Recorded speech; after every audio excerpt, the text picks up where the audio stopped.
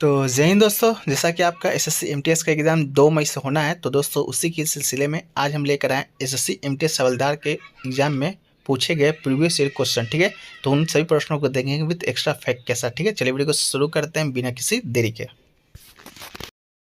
तो फ्रेंड्स, आज का जो हमारा पहला प्रश्न है वह है कि मौलिक कर्तव्य वर्तमान में कितने हैं। ठीक है, तो इसका जो राइट आंसर आपका हो जाएगा वो हो जाएगा 11। ठीक है, वर्तमान में मौलिक कर्तव्यों की संख्या है आपका 11 है। संविधान का 42वां संविधान संशोधन हुआ था 1976 के माध्यम से। मौलिक कर्तव्य को हमारे भारतीय संविधान में जोड़ा गया था। ये रूस के संविधान से लिया गया है एवं सरदार स्वर्ण सिंह समिति की अनुशंसा पर यह जोड़ा गया था। ठीक है, तो वर्तमान में आपके 11 मौलिक कर्तव्य हैं। अगला है कि दक्षिण एशियाई खेल परिषद SAC का गठन कब हुआ है। ठीक है, तो इसका बता दें, दक्षिण एशिया ओलंपिक परिषद SAC का गठन है जो कि वर्ष 1983 में आपका हुआ है। तो इसका राइट आंसर फ्रेंड्स आपका वर्ष 1983 आपका हो जाएगा। ठीक है, वीडियो में आगे में फ्रेंड्स से पहले आपको बता दें कि किसी भी एग्जाम में ज़्यादा से ज़्यादा स्कोर करने के लिए, रैंक हासिल करने के लिए सबसे ज़्यादा जो दो महत्वपूर्ण चीज़ें होती हैं आपका, तो पहला मॉक टेस्ट और दूसरा आपका प्रीवियस ईयर क्वेश्चन। ठीक है, ये दोनों जो चीज़ें हैं आपको एक ही प्लेटफॉर्म पर मिलता है, वो प्लेटफॉर्म है आपका टेक्स्ट बुक। और टेक्स्ट बुक के ऊपर अभी सेल भी चल रहा है हर सिलेक्शन फतेह के नाम से, जो कि आपका 4 से 7 अप्रैल तक चलेगा। इस सेल में दोस्तों आपको 399 का जो आपका टेक्स्ट बुक का ईयरली जो पास है मात्र 299 रुपये में आपको मिलेगा। साथ ही साथ अगर आप हमारा कूपन कोड APG यूज करते हैं तो आपको 10% एक्स्ट्रा ऑफ के साथ ये जो पास है मात्र 269 रुपये में आपके लिए उपलब्ध हो जाएगा। एक साल के अंदर जितने भी एग्जाम आएंगे सभी एग्जामों के मॉक टेस्ट और प्रीवियस ईयर क्वेश्चन आप यहाँ पर दे सकते हैं, देख सकते हैं। ठीक है, तो देर मत कीजिए, लिंक डिस्क्रिप्शन में लिया गया है, आप लोग जाके वहाँ से डाउनलोड कर लीजिएगा। हमारा कूपन कोड APG जरूर से जरूर यूज कीजिएगा। जैसा कि आपका आगामी एग्जाम SSC MTS का है, तो नए पैटर्न पर आधारित मॉक टेस्ट आपके लिए वहाँ पर ऐड कर दिया गया है। ठीक है, तो चलिए वीडियो में आगे बढ़ते हैं। अगला प्रश्न फ्रेंड्स कि भारत में किस उम्र से कम के व्यक्ति को श्रमिक है कि जो नहीं माना जाता है। ठीक है, तो इसका जो राइट आंसर है आपका वर्ष 14 हो जाएगा। ठीक है, बाल श्रम निषेध विनियमन अधिनियम 1986 18 व्यवसाय और 62 प्रक्रियाओं में 14 वर्ष से कम आयु के बच्चे के नियोजन पर प्रतिबंध लगाता है। तो आपका राइट आंसर 14 हो जाएगा। ठीक है, अगला है फ्रेंड्स प्रश्न की हरित क्रांति कौन से दशक में हुआ था। ठीक है, तो हरित क्रांति की बात करेंगे तो 1960 के दशक में नॉर्मन ब्लॉक के द्वारा शुरू किया गया था। ठीक है, इन्हें विश्व हरित क्रांति के जनक के रूप में भी जाना जाता है, किन्हें, नॉर्मन ब्लॉक के। इसके अलावा भारत के परिप्रेक्ष्य में बात करेंगे तो भारत में हरित क्रांति के जनक किन्हें जाना जाता है, ये आप लोग कमेंट सेक्शन में ज़रूर बताइएगा। ठीक है, चलिए अगला जो प्रश्न फ्रेंड्स कि DRDO के वर्तमान में अध्यक्ष कौन है। ठीक है, तो आपको बता दें वर्तमान में DRDO के जो अध्यक्ष हैं वो आपके डॉक्टर समीर वी कामत है। तो इसके right answer doctor Sameer V Kamat हो जाएगा। रक्षा अनुसंधान एवं विकास संगठन DRDO का गठन आपको बता दें 1958 में किया गया था। ठीक है, चलिए अगला जो प्रश्न है कि जनगणना है जो कि कौन सा मंत्रालय करवाता है। तो जनगणना की बात करेंगे तो 10 के जनगणना के संचालन की जिम्मेदारी भारत के महारजिस्ट्रार एवं जनगणना आयुक्त का कार्यालय गृह मंत्रालय भारत सरकार के पास है। तो इसका राइट आंसर आपका गृह मंत्रालय हो जाएगा। इसके अलावा प्रारंभ में भारत में जनगणना की जो शुरुआत है 1872 में लॉर्ड मेयो की गवर्नरशिप के दौरान हुआ था, लेकिन ये गैर वैज्ञानिक तरीकों से किया गया था। पहली जनगणना आपका 1881 में लॉर्ड रिपर के शासनकाल के दौरान हुआ था। ठीक है, तो आपका ये देख लीजिएगा क्या पूछा था, गैर वैज्ञानिक या वैज्ञानिक। ठीक है, तो संपूर्ण जनगणना आपका 81 में हुआ था, ऐसे नॉर्मल तरीके से जनगणना हुआ था आपका 1872 ईस्वी में हुआ था। अगला है कि मौर्य समाज से संबंधित कौन सा क्षेत्र है। 4 ऑप्शन आपको दिया गया था। तो मौर्य समाज से संबंधित क्षेत्र की बात करेंगे तो उसमें आपका राइट आंसर पाटलिपुत्र था। पाटलिपुत्र के विषय में बात करेंगे तो मौर्य साम्राज्य का राजधानी हुआ करता था। ठीक है, चलिए अगला जो प्रश्न है कि खिलाफत आंदोलन किस वर्ष शुरू हुआ था। तो खिलाफत आंदोलन की बात करेंगे तो ये फ्रेंड्स आपका 1920 में आपका शुरू हुआ था। तो इसका राइट आंसर 1920 आपका हो जाएगा। ठीक है, चलिए अगला जो प्रश्न है फ्रेंड्स कि कुचिपुड़ी जो नृत्य है किस राज्य का शास्त्रीय नृत्य है। तो हमने कल की वीडियो में भी आपको बताया था कुचिपुड़ी नृत्य के विषय में कि ये आंध्र प्रदेश का शास्त्रीय नृत्य है। तो इसका राइट आंसर आपका आंध्र प्रदेश हो जाएगा। अगला जो प्रश्न है कि आवर्त सारणी में 33 एटॉमिक नंबर किसका है। तो 33 आपका जो आर्सेनिक का एटॉमिक नंबर आपका है। ठीक है, चलिए अगला जो प्रश्न है कि लोसर फेस्टिवल किस राज्य में मनाया जाता है। ठीक है, तो लोसर की बात करेंगे फ्रेंड्स, तो तिब्बत, नेपाल और भूटान का सबसे महत्वपूर्ण बौद्ध पर्व त्यौहार है। भारत के असम और सिक्किम राज्यों में ये त्यौहार मनाया जाता है। तो लोसर आपका तिब्बती बौद्ध धर्म में से एक त्यौहार है, तो ऑप्शन के अनुसार इसको अपना राइट कर लेना है। अगला है अपर्णा सतीशन, किस नृत्य से संबंधित है? तो अपर्णा सतीशन की बात करेंगे फ्रेंड्स, तो ये आपके कुचिपुड़ी नृत्य से संबंधित है। कुचिपुड़ी आंध्र प्रदेश का शास्त्रीय नृत्य, जैसा कि हमने ऊपर में डिस्कस कर चुके हैं। अगला है गोफ नृत्य, किस राज्य का से संबंधित है? ठीक है, गोफ नृत्य। तो गोफ नृत्य के बारे में बात करेंगे तो ये आपका गोवा का लोक नृत्य है। गोवा के अन्य नृत्य में आपका फुगड़ी भी आता है, इसको भी आप याद रखिएगा। अगला है कि 1971 के समय में कौन सी पंचवर्षीय योजनाएं आपके चल रही थी? तो 1971 के समय आपको बता दी तो चौथी पंचवर्षीय योजना आपका चल रहा था, तो आपका राइट आंसर चौथी हो जाएगा।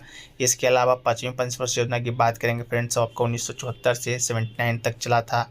अगला है कि सतरिया नृत्य किस राज्य से संबंधित है? तो सतरिया नृत्य के विषय में हमने कल भी बात किया था, ये आपका असम का शास्त्रीय नृत्य है। इसके अलावा संगीत नाटक अकेडमी के अनुसार भारत में शास्त्रीय नृत्य है, ठीक है, 9 है। कौन कौन सा?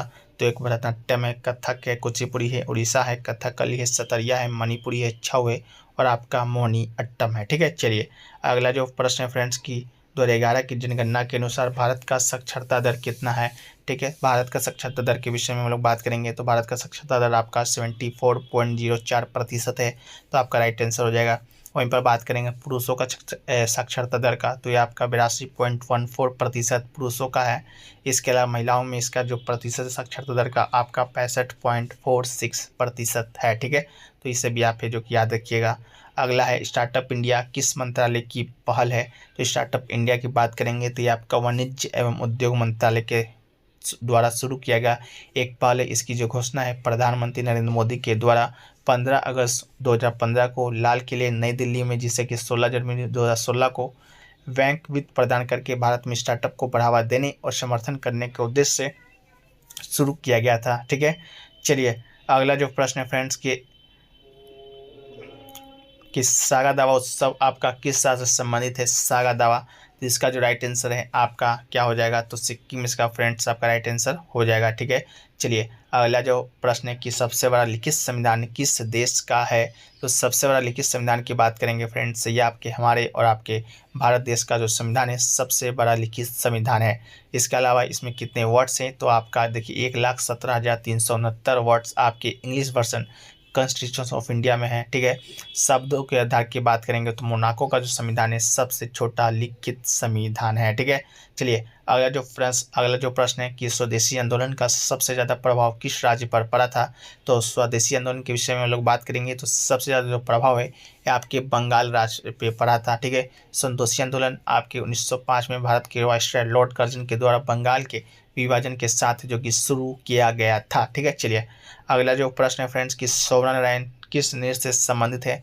शोभना नारायण, तो शोभना नारायण की बात करेंगे फ्रेंड्स, ये आपके कथक नर्तकी थी, तो कथक इसका राइट आंसर हो जाएगा। इनके जो गुरु रहे थे आपके बिरजू महाराज इनके गुरु रहे थे। इसके अलावा इन्हें 1992 में पद्मश्री अवार्ड से भी नवाजा गया था। इसके अलावा 1999 में संगीत नाटक अकेडमी पुरस्कार भी शोभना नारायण जी को दिया गया है। ठीक है, चलिए अगला जो प्रश्न है फ्रेंड्स कि निशा गांधी नृत्य किस राज्य में किया जाता है? निशा गांधी, ठीक है, तो निशा गांधी जो नृत्य है आपके केरल राज्य में किया जाता है, तो आपका राइट आंसर केरल हो जाएगा। अगला जो प्रश्न है कि अंग्रेजों के द्वारा अवैध कब्जा कब किया गया था? तो अंग्रेजों के द्वारा जो अवध पर कब्जा की बात करेंगे फ्रेंड्स, तो आपके 1856 ईस्वी में किया गया था, तो आपका राइट आंसर आपका 1856 हो जाएगा।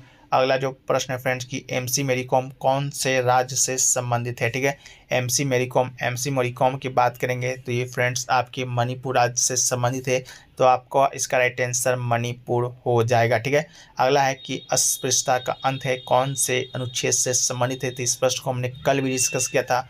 अस्पृश्यता का जो अंत है अनुच्छेद 17 से संबंधित है, तो इसका राइट आंसर अनुच्छेद 17 आपका हो जाएगा। अगला है कि अल्लाह मरलेर वली का संबंध किस नृत्य से है? ठीक है, तो अल्लाह मरली वली का संबंध बताएं आपको, तो ये भारतनाट्यम शास्त्रीय नृत्य से है। भरतनाट्यम के विषय में बात करेंगे तो ये आपका तमिलनाडु का शास्त्रीय नृत्य है और भारत का सबसे पुराना शास्त्रीय नृत्य भी आपका भरतनाट्यम ही है। ठीक है, चलिए अगला जो प्रश्न है कि 36वां राष्ट्रीय खेल कहाँ आयोजित किया गया था। ठीक है, तो 36वां राष्ट्रीय खेल की बात करेंगे फ्रेंड्स, ये आपके गुजरात के शहर में आयोजित किया गया था। गुजरात के 6 शहरों में आपके आयोजित किया गया था 36वां राष्ट्रीय खेल। ठीक है, चलिए अगला जो प्रश्न है फ्रेंड्स कि ऋग्वेद में कितने सूक्त हैं। ठीक है, तो ऋग्वेद में बात करेंगे तो आपके 1028 सूक्त हैं, तो आपका राइट आंसर 1028 आपका हो जाएगा। अगला है त्रिपुरा 3 तरफ से कौन से देश से घिरा हुआ है। त्रिपुरा, तो त्रिपुरा की बात करेंगे तो ये आपके बांग्लादेश से घिरा हुआ है। अगला है कि 11वीं पंचवर्षीय योजना का जो नारा है क्या था। ठीक है, तो 11वीं पंचवर्षीय योजना का जो नारा था आपका दोस्तों फ्रेंड्स, आपका साक्षर बेरोजगारी की दर को 5% से नीचे लाना आपकी 11वीं पंचवर्षीय योजना का नारा था। अगला प्रश्न फ्रेंड्स की मेघालय की कौन सी पहाड़ियों में वर्षा होता है। तो मेघालय की जो खासी जो पहाड़ी है आपका वहाँ पर सबसे ज़्यादा वर्षा आपका होता है। अगला जो प्रश्न है कि कौन सा विधेयक सिर्फ लोकसभा में पेश किया जा सकता है। तो सिर्फ आपका जो धन विधेयक होता है वो सिर्फ लोकसभा में ही पेश किया जा सकता है। अगला है फ्रेंड्स कि कालबेलिया नृत्य कौन से राज्य से संबंधित है। तो कालबेलिया नृत्य की बात करेंगे तो ये आपकी राजस्थान से संबंधित है, तो इसका राइट आंसर आपका राजस्थान हो जाएगा। इसके अलावा अगला प्रश्न है कि भारत की पहली पंचवर्षीय योजना कब प्रारंभ किया गया था। ठीक है, तो भारत में जो पहली पंचवर्षीय योजना है आपका 1951 में शुरू किया गया था, जिसे कि प्रथम पंचवर्षीय योजना के नाम से जानते हैं। इसकी जो अवधि थी आपका 1951 से 1956 तक थी। ठीक है, तो आपका 1951 से 1956 तक पहली पंचवर्षीय योजना आपका जो कि चला था। ठीक है, चलिए अगला प्रश्न है कि मौलिक कर्तव्य किस प्रधानमंत्री के समय में आया था। तो मौलिक कर्तव्य के विषय में जैसा कि हमारा क्वेश्चन नंबर 1 ही था कि किस संविधान संशोधन के अंतर्गत आया था, तो वो जो संविधान संशोधन आपका हुआ था वो आपके इंदिरा गांधी के समय में हुआ था, तो आपका राइट आंसर इंदिरा गांधी हो जाएगा।